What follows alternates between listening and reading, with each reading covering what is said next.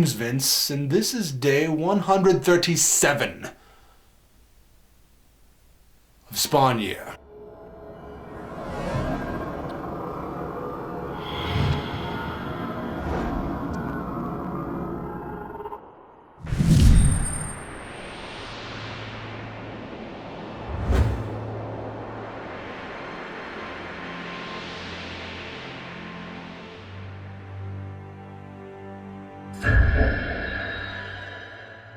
Season 3 is off to a much better start than Season 2, and I suddenly find myself cautiously optimistic.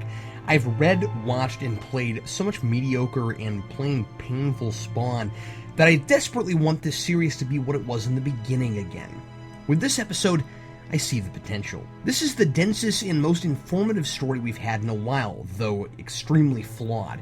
Spawn is forced to face the specific choices he made in life that caught Hell's attention and led to his becoming a Hellspawn, when a group of young men come into his alley to execute one of their accomplices in a murder, because he's foolishly threatened to tell the police about the delicatessen owner they just slaughtered in cold blood, just to prove their manhood.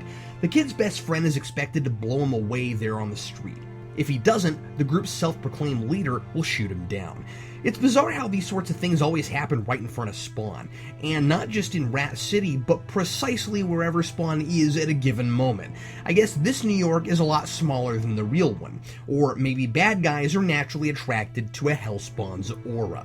The situation is a forced one. I can buy this street life, rite of passage idea that this kid thinks he and his friends have to kill someone to transition into adulthood, though the other three had no idea that's what they were there to do, and they're shocked about it. And I don't understand why he chooses a man who is kind to them as children and doesn't at least murder someone he doesn't like, or why he thinks to bring along their academically oriented college friend who doesn't even want to be there, and puts himself in a situation where he has to unnecessarily complicate their crime by way of having to be silenced. This writing strikes me as implausible and frankly kind of juvenile.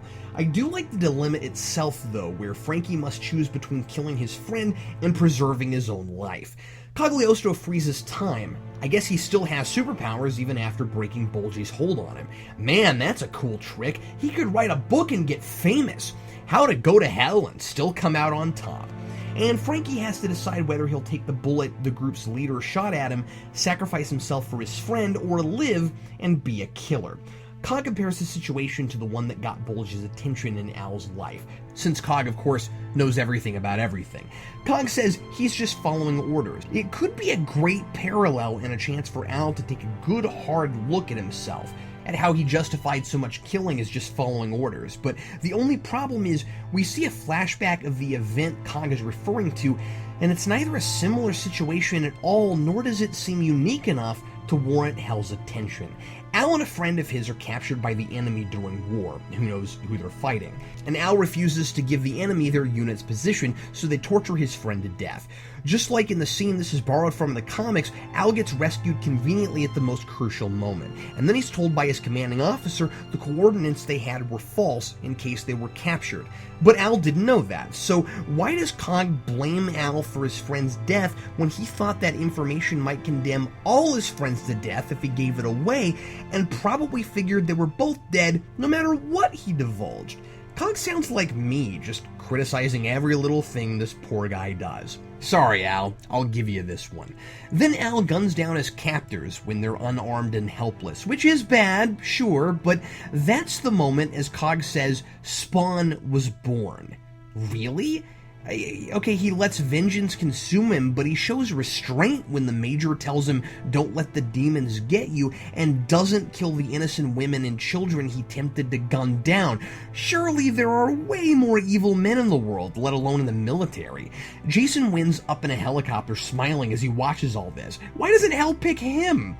So the show, like the comics, can't believably explain what's so special about Al to Hell, but at least it's trying. I do really like that the Major is Forsberg, that crazed guy Wynn kept in prison for years in the comics and came out of his delusionary state just long enough to tell Spawn about Cygor. Nice touch here that that guy is one of the only men Al really trusted, though it's silly that Wynn goes to see Forsberg just as Spawn starts talking about him, and in the only episode he's been mentioned in so far. And at the end, even after getting the incredible opportunity to see death staring him in the face and change his fate, Frankie does what we're told Al did and chooses to serve evil, moving his friend in front of the bullet and then killing him. Now, even though Al's backstory doesn't remotely reflect the idea it pretends to, I like the notion that even as there is good and evil in all of us, we often serve one over the other, and that those who serve evil are cowards, while serving good often involves courageous sacrifice. But if Frankie had time to put the other guy in front of the bullet, couldn't he just as easily have moved out of the way and tried running away? The problem with this guy seems more that he's just not very bright than that he's got too much evil in him. Maybe he could have even yelled, "Hey, huge intimidating guy with the chains, I've learned my lesson and I'll never call Christmas a humbug again. Little help, please?" A lot is accomplished here, though. We know Cog is no longer a Hellspawn, and that the same might be possible for Al, and in 13 episodes, that's already farther than the comics have managed in moving this mythos forward. We'll see if the show lasts long enough to pay any of this off. Signed, Captain Logan.